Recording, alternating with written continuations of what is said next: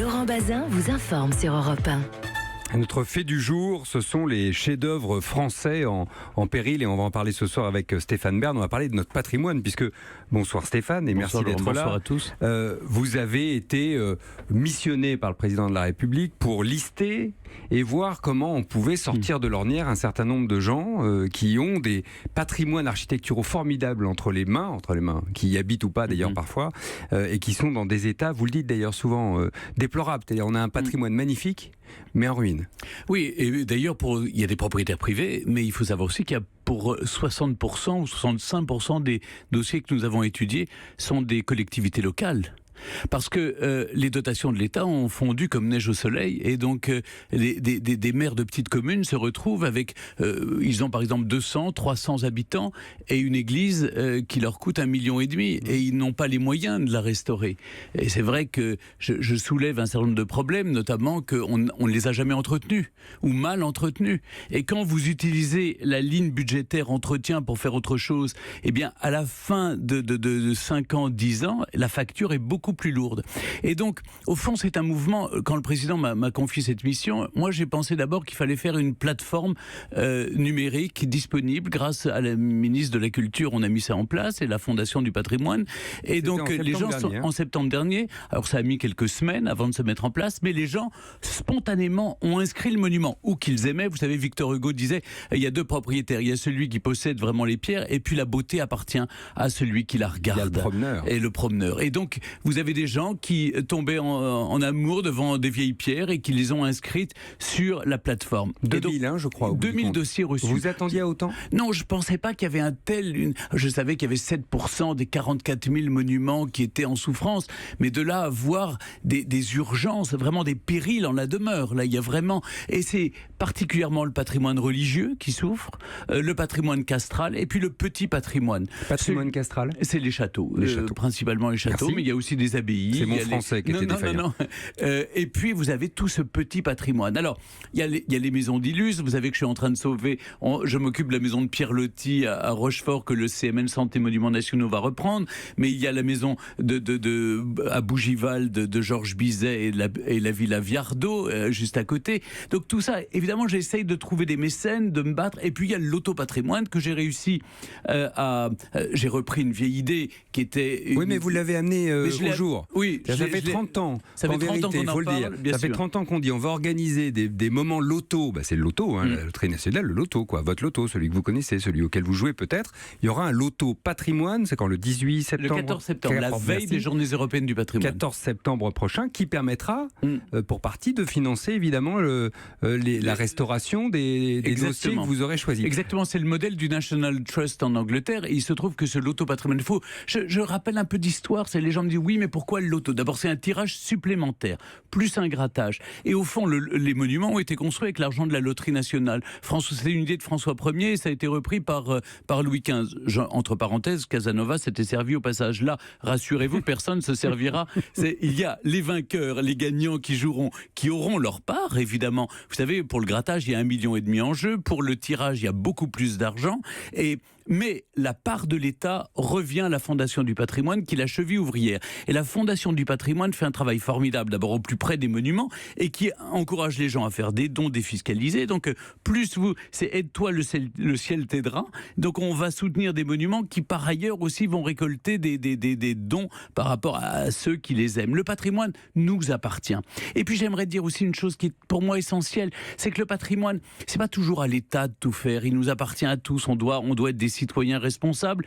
Et puis, il faut arrêter de penser à ce que ça coûte, mais pensons à ce que ça rapporte. C'est 500 000 emplois. Pardon, ça coûte beaucoup d'argent. La loterie, oui, ça coûte.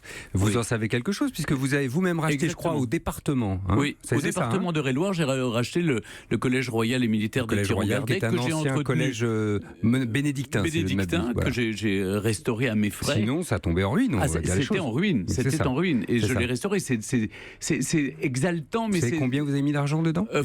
C'est ma banquière le sait, je suis endetté pour le restant de mes jours. Oui. Mais donc j'ai intérêt à vivre vieux. Et oui, c'est pas beaucoup de millions, mais quelques-uns. Quelques millions quand même. Mais pour revenir à ça, le loto dont on parle là, c'est que ça va rapporter combien? 20, 25, 30 millions d'euros? Écoutez, en Angleterre, ça rapporte 30 millions d'euros. Nous, on table sur 15 à 20. C'est la fourchette basse. J'espère mobiliser nos compatriotes, qu'ils fassent un geste civique et citoyen en participant à ce loto patrimoine. C'est pour ça que nous avons demain la réunion du comité de sélection avec des experts qui vont donner les principaux monuments, les premiers de la liste, c'est-à-dire les prioritaires, parce qu'il y a vraiment des urgences. Ils seront en photo sur les tickets de grattage. C'est pour ça qu'il y a urgence de les décider, parce j'aimerais que sur les tickets de grattage, les gens voient directement vers quel monument leur argent va aller. Donc demain, vous décidez des 120 monuments qui seront affichés sur les tickets du fameux loto patrimoine. Je voudrais qu'on écoute Françoise qui nous appelle au 39 21 parce qu'on parlait levée d'argent et vous avez fait quelque chose d'assez étonnant, d'ailleurs d'assez courant pour être honnête, Françoise, mais d'assez intéressant en tout cas. Racontez-nous votre histoire. Je crois que vous avez hérité, bonsoir à vous d'abord. Oui, bonsoir. Vous nous appelez d'Ardèche, vous avez hérité d'un petit château à Ribes, d'un petit château viticole je crois. Oui, autrefois c'était un château, mais maintenant ça n'a plus rien d'un château, c'est une grande bâtisse. D'accord. Qui a été de 1700 environ, mais qui a été habité jusqu'il y a 50 ans. Et là, ça tombait en ruine. Hein. Il y avait des fissures dans les murs, la toiture a été endommagée. Enfin, il y a eu pas mal les huisseries à changer, et ce n'est pas terminé. Hein. On en a fait juste une partie. Vous dites que c'était il y a 4 ans, hein, c'est ce qui est marqué sur la petite fiche que j'ai. Oui. Vous avez fait appel à un financement participatif, c'est ça ? Oui, c'est ça. Mais qui n'a pas très bien marché parce que ce n'était pas défiscalisé. Ah, c'est une question qu'on peut poser à Stéphane. Oui, absolument. Restez là, Françoise. Quand c'est avec la Fondation du patrimoine, et chère Françoise, peut-être vous auriez pu faire appel à la Fondation du patrimoine, et là, du coup, les dons sont défiscalisés à 66% pour l'impôt sur le revenu. C'est-à-dire que vous pouvez diriger votre impôt. Ce que les gens ne savent pas forcément, c'est que si vous donnez, au lieu de payer l'impôt au fisc, vous le payez à des fondations. Mais quand on fait appel au crowdfunding, donc au financement participatif, en revanche, c'est pas déductible. Sauf si vous passez par la fondation, si vous faites un accord à une fondation, notamment la Fondation du patrimoine. Là, c'est Françoise, je vous écoute, allez-y. Je vous arrête parce que nous, on a fait appel à la Fondation du patrimoine. Oui. Et on n'a quand même pas eu de déduction fiscale. Pour ceux qui donnaient. Hein. Eh bien, normalement, quand on fait un don à la Fondation du patrimoine, si moi je l'ai fait souvent, eh bien, je reçois un reçu CERFA qui me permet de défiscaliser. Je vais faire une chose, parce que comme je sais que Stéphane Bern a le bras long, François, je lui donne votre fiche, je crois que c'est donc à Ribes, hein, à Ribes en Ardèche, je lui donne votre petite fiche, si vous voulez bien, Stéphane. Mais je ferai remonter, et on fait remonter ça, et on voit évidemment ce qu'on peut faire. Mais c'est intéressant, parce que ce que dit Françoise, ça vaut aussi sur les... Finalement, Françoise, quand vous changez les fenêtres de votre grande bâtisse, c'est pas déductible. Non. Oui. Non, je sais que c'est très compliqué. Et puis il y a les réglementations fiscales, tout est compliqué. Il y a les réglementations avec les architectes des bâtiments de France, les architectes en chef des monuments historiques. Donc c'est vrai que pour des particuliers ou même pour des maires de petites communes, vous avez affaire à toute cette jungle administrative et franchement pour eux c'est pas simple. Et vous allez essayer d'arranger ça.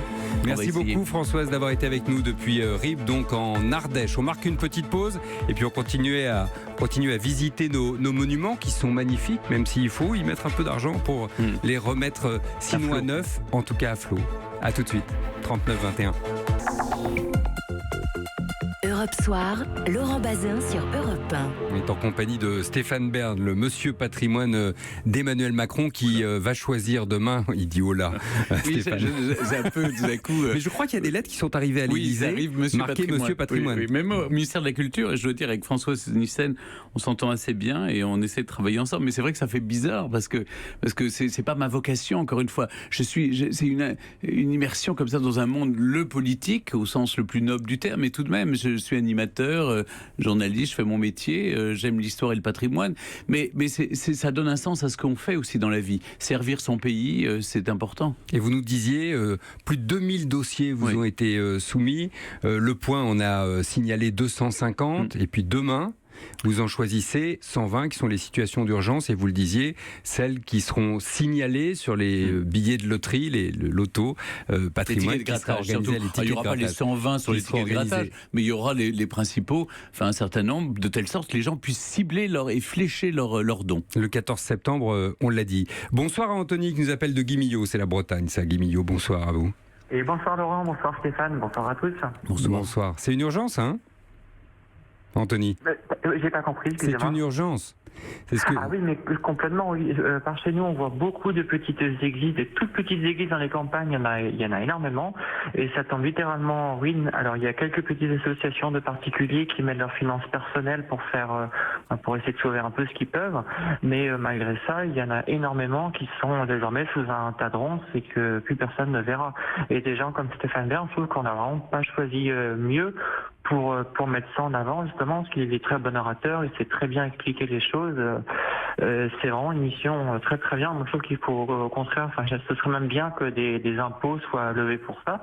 Je trouve, parce que c'est en dehors du patrimoine religieux, c'est quand même un patrimoine culturel qui est quasi millénaire.